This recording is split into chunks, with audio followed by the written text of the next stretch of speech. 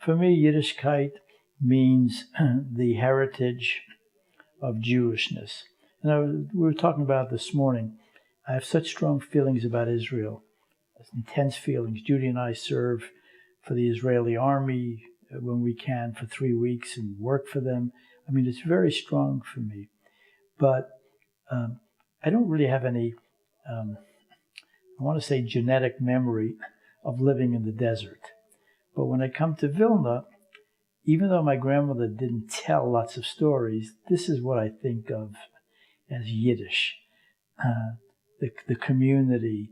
The professor was talking today. The shul is not a place of worship; it's temple. We call it temple. It's communal. It's getting together. It's being with other people. I think the language is terrifically important, and it really, really upsets me because you hear this cliche always. Oh, it's a dying language, isn't it?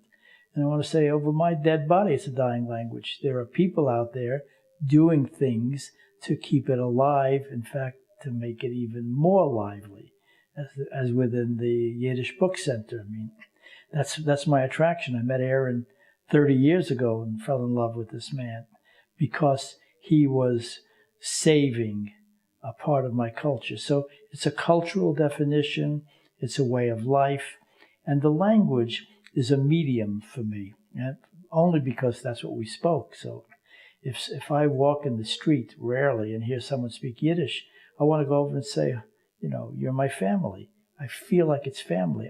And they don't have to be Jewish. Yiddishkeit, for me, means the essence. I guess that's what kite means. The essence of Jewishness, which are all the things we've been talking about. The traditions, the foods, the values, the humanism. All of that goes into the concept of what Yiddish means to me. And it's precious and it's valuable, and I would fight for it.